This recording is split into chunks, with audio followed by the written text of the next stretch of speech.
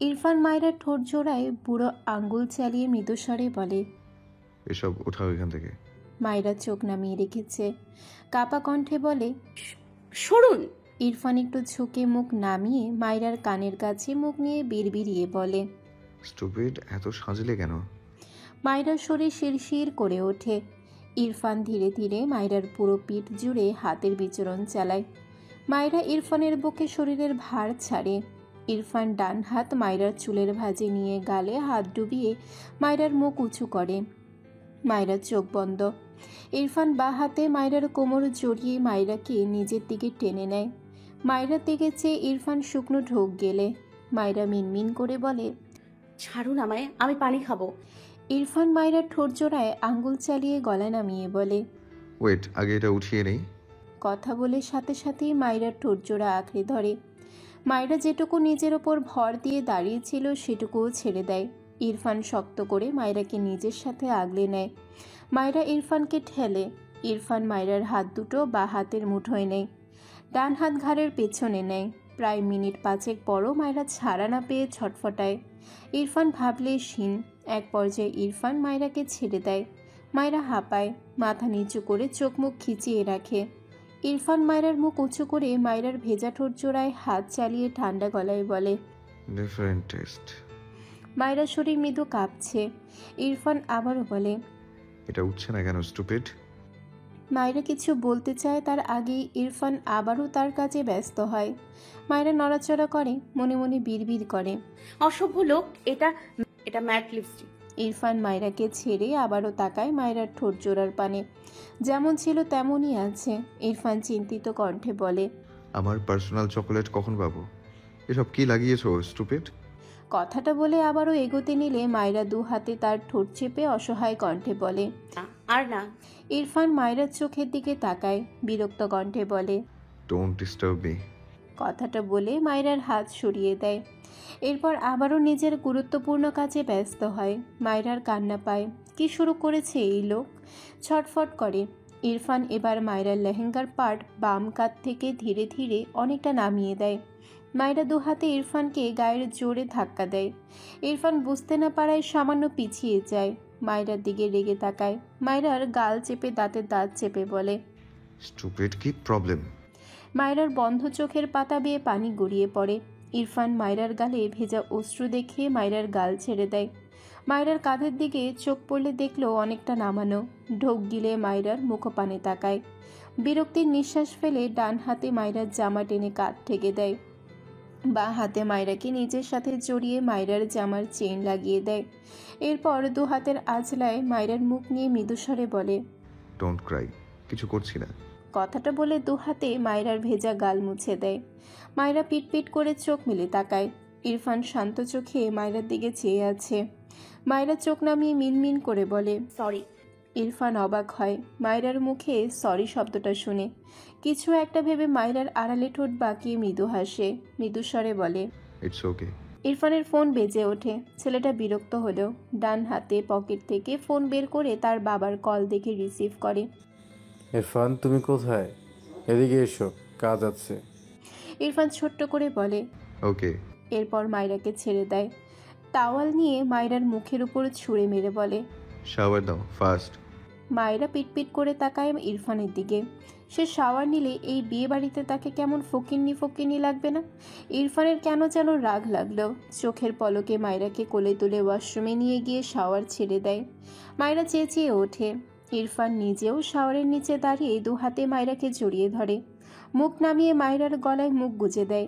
মায়রা কেঁপে ওঠে, তবে ইরফানকে সরানোর চেষ্টা করল না। ইরফান মায়রার গলার ভাঁজে ছোট্ট ছোট্ট অসংখ্য চুমু আঁকে। হঠাৎই সর্বশক্তি দিয়ে দাঁত বসায় গলার নিচে।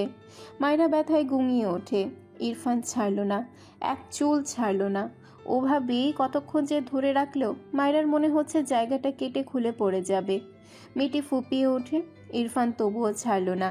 ঝর্ণার পানির নিচে মায়রাকে শক্ত করে নিজের সাথে জড়িয়ে দুজন ভিজছে। মায়রা ফুপিয়ে কাঁদে। ইরফান মায়রার গলার নিচে বসানো দাঁত ছাড়ে না। বেশ অনেকক্ষণ পর নিজের মুখে নোনতা স্বাদ লাগলে ইরফান শুষে নেয় নোনতার তরলটুকু পানিসহ। এরপর মায়রাকে ছেড়ে শাওয়ার অফ করে দেয়। মায়রা মাথা নিচু করে দাঁড়িয়ে, চোখ থেকে টুপ টুপ করে পানি গড়িয়ে পড়ে। গলায় ভীষণ ব্যথা করছে।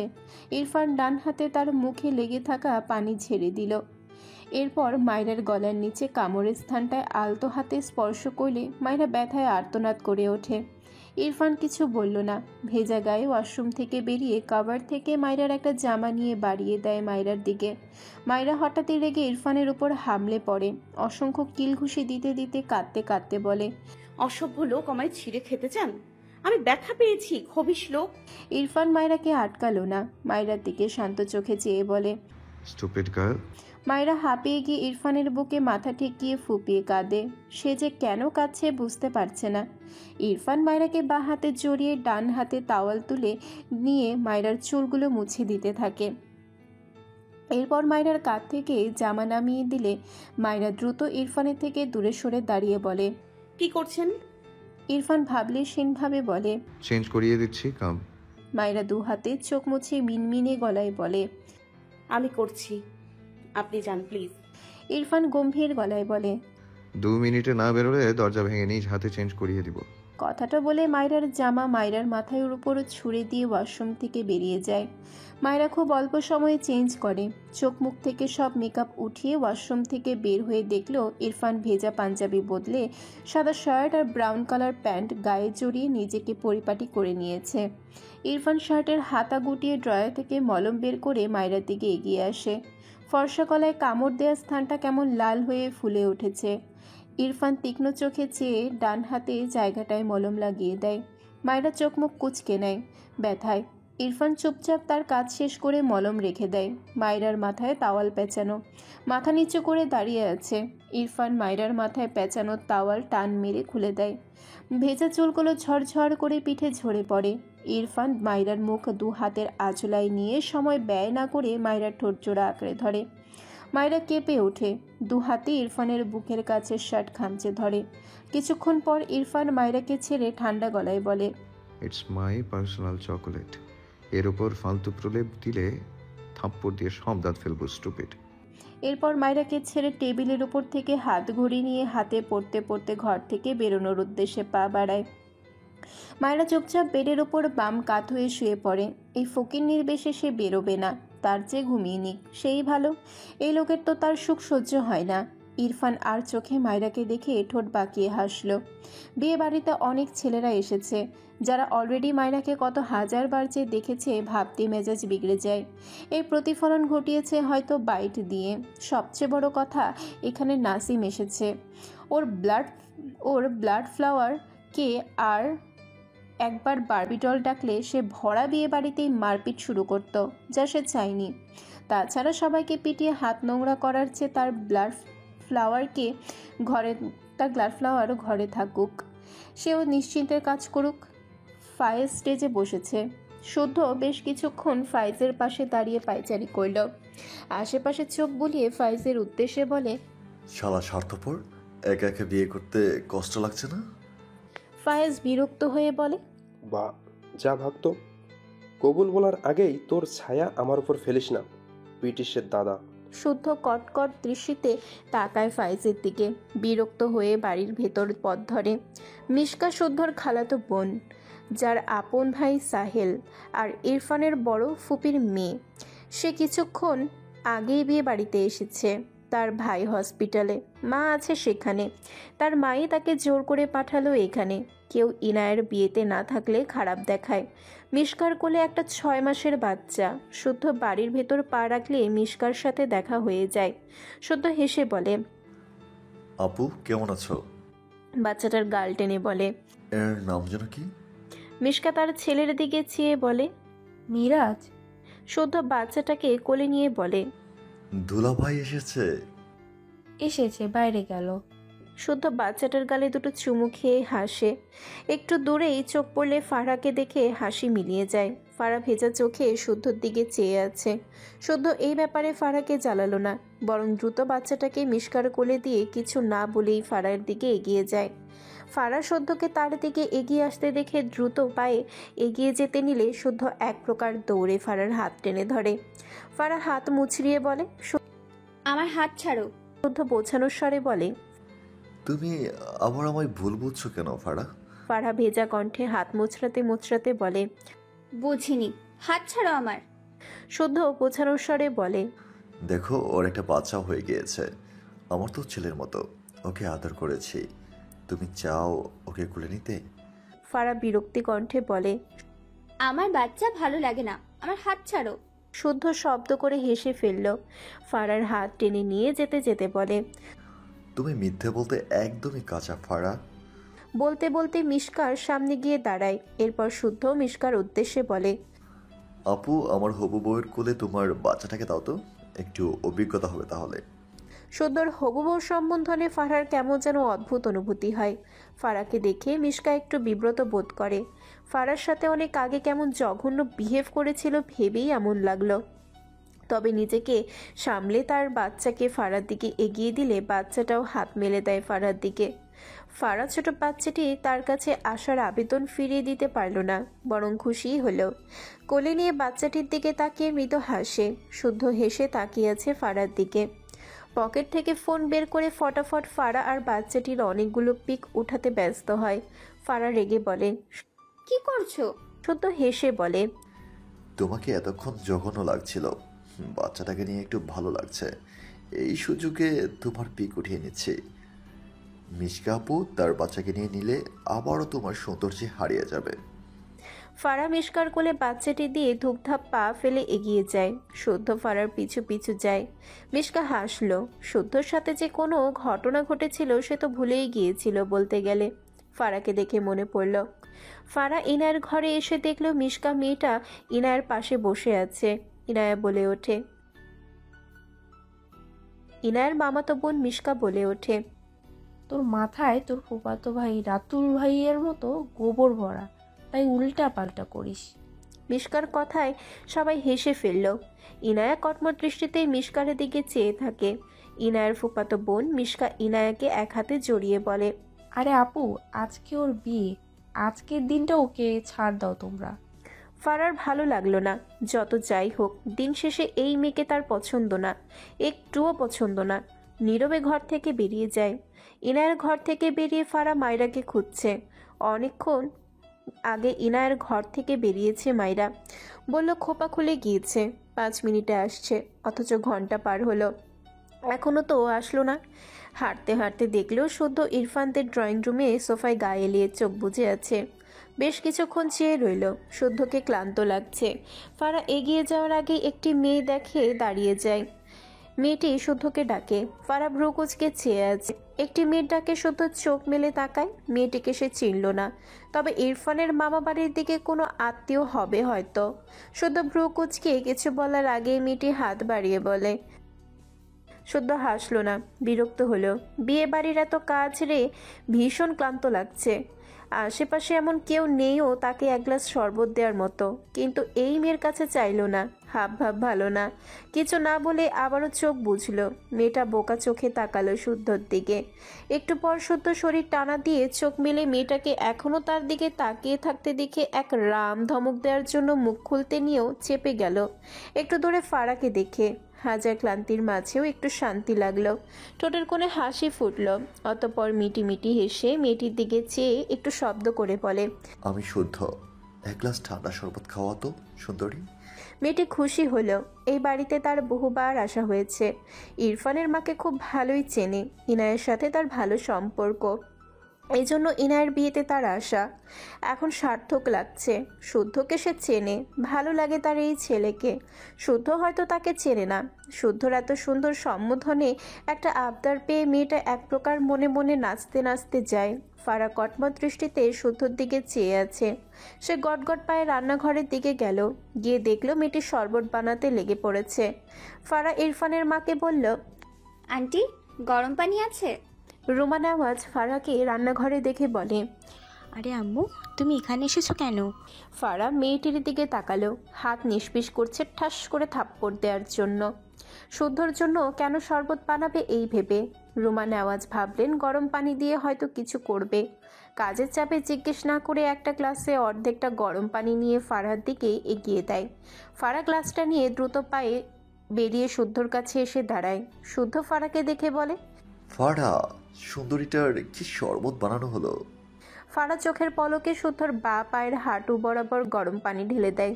শুদ্ধ চেঁচিয়ে ওঠে। আশেপাশে অনেক মানুষ আছে, যদিও তারা এক কোণার দিকে। অনেকেই তাকালো শুদ্ধর চেঁচানোয়। শুদ্ধ এদিক ওদিক তাকিয়ে নিজেকে দমালো। বসা থেকে দাঁড়িয়ে অসহায় মুখ করে বলল, কি করলে এটা? উফ, কি ছিল মগে? ফারা কটমট দৃষ্টিতে শুদ্ধর দিকে চেয়ে দাঁতে দাঁত চেপে বলে, সুন্দরীর হাতের শরবত ঢেলে এবার পা ঠান্ডা কর। শুদ্ধ পা নাড়ায়। ইস, তার হবু বউটা শুধু তাকে জ্বালাচ্ছে। অসহায় কণ্ঠে ডাকে, ফাড়া, পা জ্বলছে তো? ফারা পাত্তা দিল না। হাতের মুখ টেবিলের উপর রেখে দিল। গরম পানি নিয়ে আসলেও শুদ্ধর পায়ে ঢালার আগে বেসিনের নল থেকে ঠান্ডা পানি মিশিয়ে নিয়েছিল। তবে ভালোই গরম ছিল। একটু ছ্যাঁকা তো দিতেই হতো। অসভ্য ছেলে, শুধু তাকে জ্বালাতে আসে। এবার থেকে সেও পুড়িয়ে ছাড়বে। একটু দূরেই সামিয়া দাঁড়িয়ে। একবার ফারহার দিকে তাকায়, আরেকবার শুদ্ধর দিকে তাকায়। মেয়েটা ঢোক গিলল।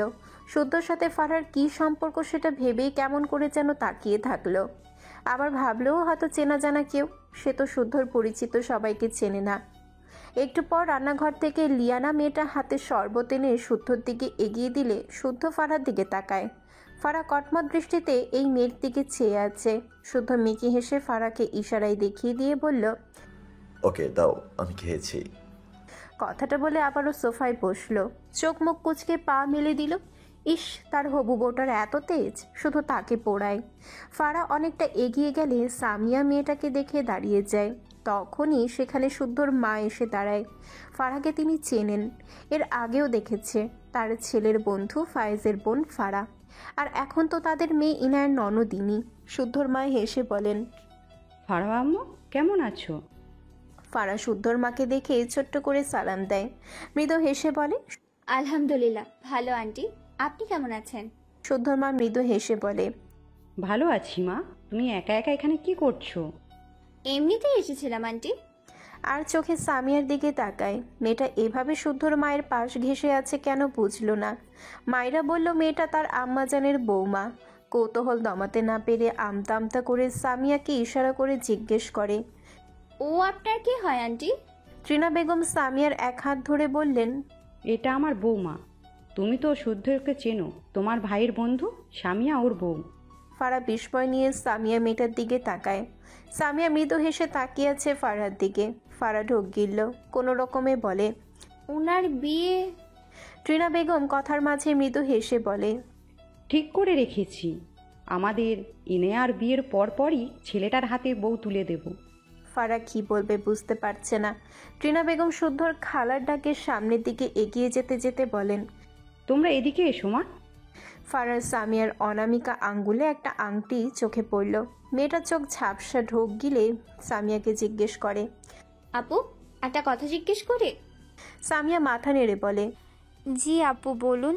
ফারা চোখ বুজে দুঃখ মিশ্রিত শ্বাস নেয়। এরপর বলে, তোমার হাতের এই আংটিটা কে দিয়েছে? সামিয়া হেসে জবাবে বলে, ত্রিনা আমায় দিয়েছে আপু, তার ছেলের জন্য। ফারার শরীর অসাড় হয়ে আসে। মাথা ঝিমঝিম করছে। শুদ্ধর মাকে আম্মা ডাকতে শুরু করে দিয়েছে। সামিয়া সেখানে আর দাঁড়ালো না। সময় ব্যয় না করে শুদ্ধর মায়ের পিছু পিছু যায়। মেয়েটা একা একা, সেভাবে কাউকে না চেনায় শুদ্ধর মায়ের সাথে সাথেই থাকছে। এদিকে ফারহার পা যেন টলছে। চোখ থেকে টুপটুপ করে পানি গড়িয়ে পড়ে। কি শুনল সে? পিছু ফিরে দূরে বসা শুদ্ধর দিকে তাকায়।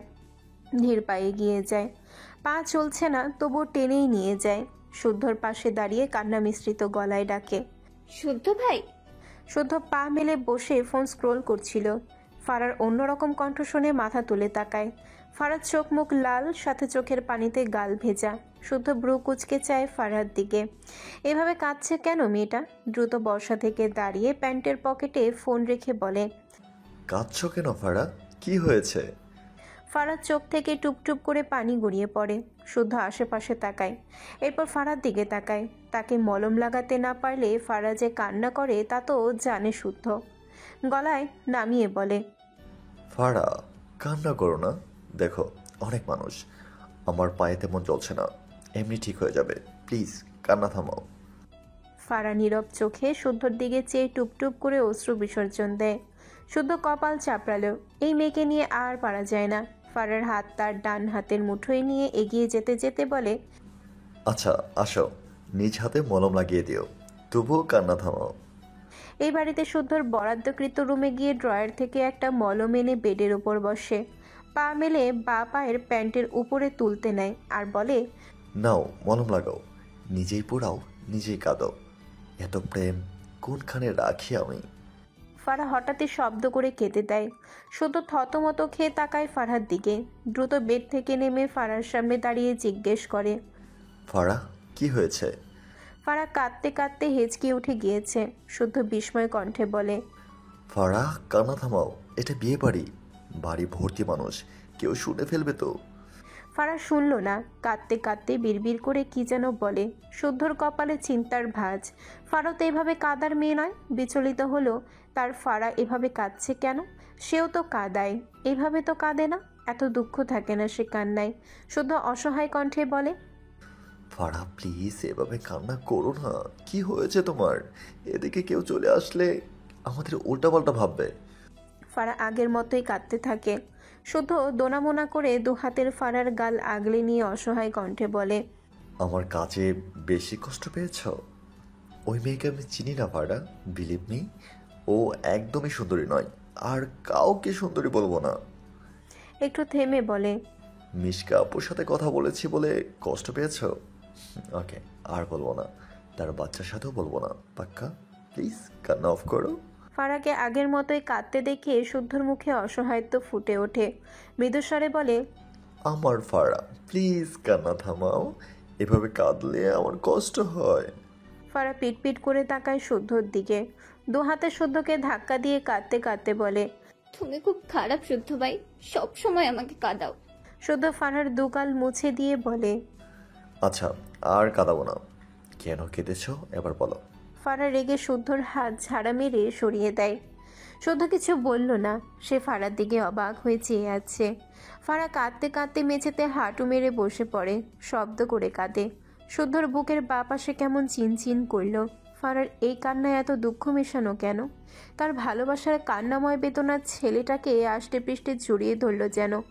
দ্রুত ফারার সামনে হাঁটু মুড়ে বসে কোমল স্বরে ডাকে, ফারা। ফারা দু হাতে মুখ লুকিয়ে কাঁদতেই থাকে। শুদ্ধ ফারার মুখ জোর করে উঠিয়ে মৃদুস্বরে বলে, কেউ কি কিছু বলেছে তোমায়? কোনো ছেলে ডিস্টার্ব করেছে? একটু থেমে বলে, সৌরভ কিছু করেছে? ফারা কিছুই বলে না। শুদ্ধর নিজেকে কেমন দিশে হারা লাগে। আবারও বলে, আমার ফারা প্লিজ বলো কি হয়েছে তোমার? আমার কোনো কাজে অনেক বেশি কষ্ট পেয়েছো? কোন কাজে বলো, আমি আর করবো না সে কাজ, একবার জাস্ট বলো আমাকে। ফারার কোনো রেসপন্স না পেয়ে শুদ্ধ অসহায় কণ্ঠে বলে, এই ফারা, আমার বুকে ব্যথা করছে কিন্তু। ফারা হঠাৎই হাঁটুতে ভর দিয়ে শুদ্ধর দিকে এগিয়ে গিয়ে দু হাতে শুদ্ধর গলা জড়িয়ে শুদ্ধর কাঁধে মুখ গুজে দেয়। শুদ্ধ এক মুহূর্তের জন্য কেমন স্তম্ভিত হয়ে যায়। এই প্রথম ফারা এভাবে তাকে জড়িয়ে ধরল। ছেলেটা বোধহয় কারেন্ট শক খেয়েছে। সেভাবে তবদা খেয়ে কিছুক্ষণ চুপ করে রইল। ফারা শুদ্ধর গলায় মুখ গুজে ফুপিয়ে কাঁদতে কাঁদতে বলে, তুমি খুব খারাপ শুদ্ধ ভাই, আমি তোমাকে একদম চাই না। তুমি শুধু কাঁদাও আমায়, শুধু কষ্ট দাও, একটুও ভালোবাসো না আমাকে। তুমি একটুও ভালো নয়। শুদ্ধ ফারার অভিযোগ চুপ করে শুনল। হাত বাড়িয়ে ফারাকে জড়িয়ে ধরল না, বরং নিজের থেকে ফারাকে ছাড়িয়ে নিয়ে দু হাত ফারার গালে রেখে মৃদুস্বরে বলে, আর কাঁদাবো না, কিন্তু তুমি শুধু এই কারণে কাঁদছো? আমি জানি না কি হয়েছে বলো আমাকে। ফারা রেগে শুদ্ধর হাত ঝাড়া মেরে সরিয়ে দেয়। সামিয়াকে আংটি দিয়ে দিয়েছে আর এখানে তাকে দরদ দেখাতে এসেছে। কাঁদতে কাঁদতে বসা থেকে দাঁড়িয়ে যায়। শুদ্ধ দ্রুত বসা থেকে দাঁড়িয়ে ফারার হাত টেনে বলে, ফারা বলে যাও প্লিজ, কি হয়েছে তোমার? ফারা জোর করে হাত ছাড়িয়ে নিয়ে রাগে চিৎকার করে বলে, হাত ছাড়ো তুমি আমার। ভাইয়ের বিয়ের পর 1 সপ্তাহের মাঝেই আমি অন্য কাউকে বিয়ে করে নেব। তোমার মতো ছেলেকে জীবনেও চাই না আমার। শুদ্ধ রেগে যায়। ডান হাতে ফারার গাল শক্ত হাতে চেপে বলে, এই জিভ রাখবো না আর একবার এইসব ফালতু কথা বললে। বেয়াদব মেয়ে, আমাকে চাইতে বলেছি আমি চাই তো, এটাই যথেষ্ট, তোমাকে চাইতে হবে না আমাকে। ফারা চোখ নামিয়ে ফুপিয়ে কাঁদে।